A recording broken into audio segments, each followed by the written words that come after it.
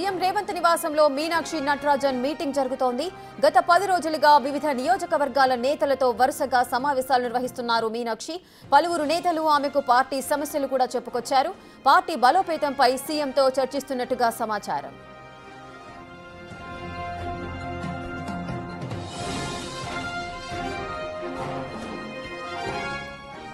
ఇక గత 10 రోజులుగా వివిధ నియోజకవర్గాల నేతలతో వరుసగా ఏఐసీసీ ఇన్ఛార్జ్ మీనాక్షి నటరాజన్ అయితే సమావేశాలు నిర్వహిస్తున్నారు.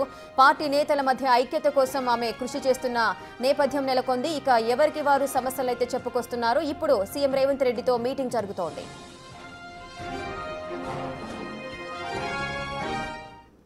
పూర్తి డీటెయిల్స్ మా ప్రతినిధి వాసు అందిస్తారు. వాసు, సీఎం రేవంత్ నివాసంలో మీనాక్షి నటరాజన్ మీటింగ్ జరుగుతోంది.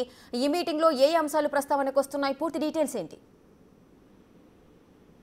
ప్రధానంగా కూడా ముఖ్యమంత్రి రేవంత్ రెడ్డితో కూడా ఏఐసీసీ తెలంగాణ ఇన్ఛార్జి మీనాక్షి నటరాజన్ భేటీ అయ్యారు. దాదాపు 2 గంటల పాటు ముఖ్యమంత్రితో పలు అంశాలకు సంబంధించి తాజా రాజకీయ పరిస్థితులు, పార్టీ బలోపేతానికి సంబంధించినటువంటి అంశాలపైన మీనాక్షి భేటీ అయ్యారు. 2 గంటల పాటు ఈ భేటీ జుబిల్స్ ముఖ్యమంత్రి నివాసంలో జరిగింది. అయితే ప్రధానంగా ఇటీవల కాలంలో కూడా గాంధీ భవన్ తో పాటు ఆమె పలు జిల్లాల్లో పర్యటిస్తూ కూడా కీలక నేతల్ని కలిసింది. మరోపక్క పార్లమెంటు నియోజకవర్గాల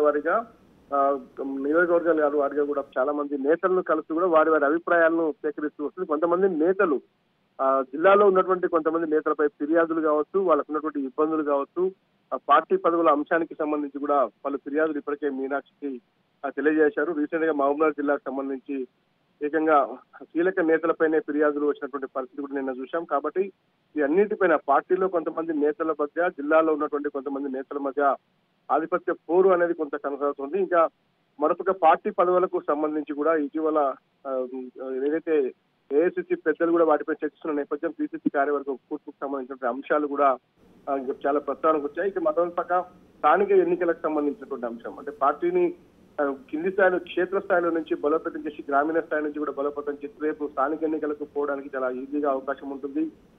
గెలుపు దిశగా అడుగులు వేసిన అంశానికి సంబంధించి ఏదైతే పార్లమెంటు నియోజకవర్గాలు, అసెంబ్లీ నియోజకవర్గాలకు సంబంధించినటువంటి వచ్చినటువంటి ఫిర్యాదులు, అక్కడ ఉన్నటువంటి పరిస్థితులను ముఖ్యమంత్రికి నటరాజన్ వివరించారు. దీనిపైన ఏ విధంగా ముందుకెళ్లాలి, భవిష్యత్తు పార్టీ బలోపేతానికి సంబంధించి ఎలాంటి చర్యలు తీసుకోవాలనే అంశంపైన చర్చించారు. మరోపక్క నిన్న కేబినెట్ భేటీకి సంబంధించి కూడా ముఖ్యమంత్రి కేబినెట్ భేటీలో తీసుకున్నటువంటి కొన్ని కీలక అంశాలను కూడా నటరాజన్ వివరించినట్టుగా తెలుస్తా ఉంది. ఇక పూర్తి వివరాలు తెలవాల్సింది. ఇద్దరి మధ్యలో భేటీకి సంబంధించి ఎలాంటి నిర్ణయాలు తీసుకోవడం జరిగింది, ఏ విధంగా ముందుకు వెళ్లాలో, ఏం డిసైడ్ చేశారనేది మరి కాసేపట్లో క్లారిటీ వచ్చే అవకాశం.